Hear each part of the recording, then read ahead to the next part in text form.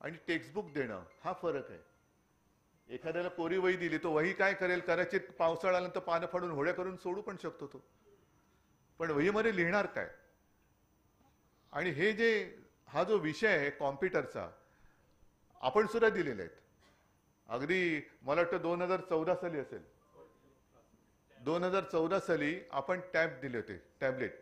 आता त्या टॅबमध्ये काय केलं होतं आपण, कारण तुम्हाला हेही आठवत असेल की शिवसेना प्रमुखांचं एक स्वप्न होतं की मुलांच्या पाठीवरचं दप्तराचं ओझं हे कमी करणं.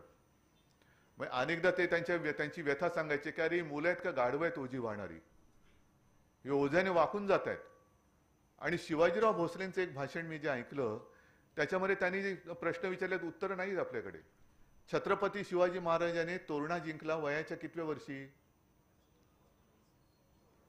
16व्या वर्षी. ज्ञानेश्वरांनी ज्ञानेश्वरी लिहिली वयाच्या कितव्या वर्षी, 16 वर्षी. आणि 16व्या वर्षी आपल्या आत्ताच्या जगातला आत्ताच्या युगातला मुलगा काय करतो, त्याच्या पाठीवरती किती ओझं टाकतो, तो त्या ओझ्याने एवढा वाकलेला असतो की तो त्याच्यातच पिसून गेलेला असतो.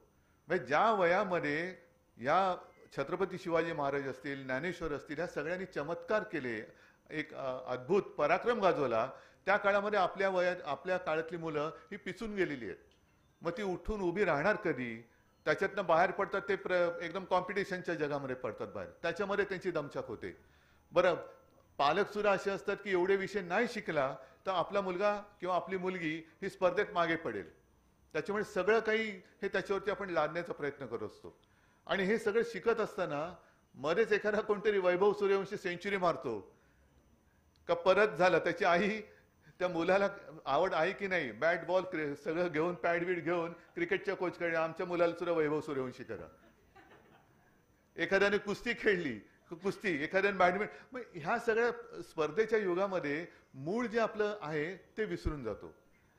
आणि मग पाठीवरच्या दप्तराचं ओझं ज्याचा उल्लेख मी मगाशी केला, सुदैवाने नंतर काय झालं की टेक्नॉलॉजी, ह्या सगळ्या टेक्नॉलॉजीचा हा सगळा आपल्याला फायदा करून घेता आला पाहिजे. टेक्नॉलॉजी एवढी चांगली सुधारली की 2014च्या निवडणुकीच्या काळात मी एक प्रेस कॉन्फरन्स घेतली शिवसेना भवनमध्ये, आणि तिकडे 8वीचं एक दप्तर ठेवलेलं भरलेलं पूर्ण.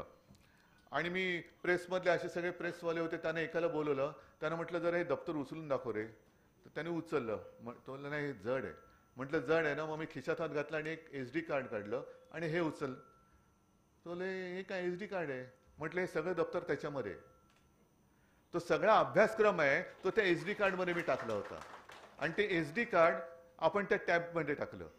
म्हणजे 8वी ते 10वी दरवर्षी आपण महापालिका शाळेत सुरू केलं होतं. आता सुरू आहे की नाही मला कल्पना नाही, कारण गेले 3-4 वर्ष महापालिकेचा बाप कोण आहे तेच कळत नाहीये. महापालिकेमध्ये काय चालले लुटालुट्टीच कोणाला कळत नाहीये. तर आपण ते दिलं आणि त्याच्यामध्ये सगळी शाळेची आपली अभ्यासक्रमाची पुस्तकं होती, ई लर्निंग होतं, त्याच्यानंतर काही प्रश्नपत्रिका होत्या, ह्या सगळ्या गोष्टी आपण त्याच्यात दिल्या होत्या. आता ई लर्निंगमध्ये मला वाटतं अभ्यंकर साहेब हे आता शक्य असेल तर बघा की काही गोष्टी ह्या ॲनिमेशनने तिकडे दाखवल्या होत्या. आपण सांगतो, तुम्हाला सुद्धा त्याचा अनुभव असेल की एखादी गोष्ट वर्णन करून सांगितलं होती कळत नाही, पण प्रत्यक्ष दाखवणं शक्य नसतं. मग ॲनिमेशननी जर का दाखवली तर ते आपल्याला मुलांना पटकन कळतं, अरे हा असं आहे. तर ते जे काही ई लर्निंग आहे ह्याचं सुद्धा फार महत्व आहे.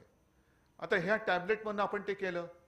नंतर एक मी साधारणतः 2010 साली हे मी का सांगतोय, कारण आता शिक्षण हा विषय हा तुम्ही चांगल्या पद्धतीने हाताळता, पुढे काय काय तुमचा फंड तुम्ही वापरणार तर कुठे वापरा किंवा कुठे वापरू शकता त्याचं मी तुम्हाला उदाहरण देतोय. 2010च्या सुमारास किंवा त्याच्याही आधी आपण व्हर्च्युअल क्लासरूम सुरू केले. मला कल्पना नाही आपल्यापैकी किती जणांनी ते बघितले असतील. व्हर्च्युअल क्लासरूम म्हणजे काय केलं, माझ्या मनात असं आलं की महापालिकेच्या शाळा, आपण कधी कोणी म्हटलं कुठल्या शाळेत जातो तर पालकांना कदाचित लाज वाटते की माझा मुलगा किंवा माझी मुलगी महापालिका शाळेत जाते. पण आता त्याच महापालिका शाळांमध्ये आदित्यमध्ये जो काही सगळा एक बदल केला, मग त्याच्यामध्ये सगळे CBSE आणि काय CSE BC काय असतात ते आम्हाला SSC माहिती, पुढचं काही माहिती नाही. हे सगळे बोर्ड त्याच्यामध्ये त्याचं शिक्षण सुरू केलं. मराठी भाषा तर सक्तीचीच केली, पण इतरही 4-5 भाषांमध्ये आपण शालेय अभ्यासक्रम सुरू केला. त्याच्यामुळे कदाचित पहिल्या प्रथम महापालिका शाळांमध्ये सुद्धा ऍडमिशनसाठी या रांगा लागायला लागल्या.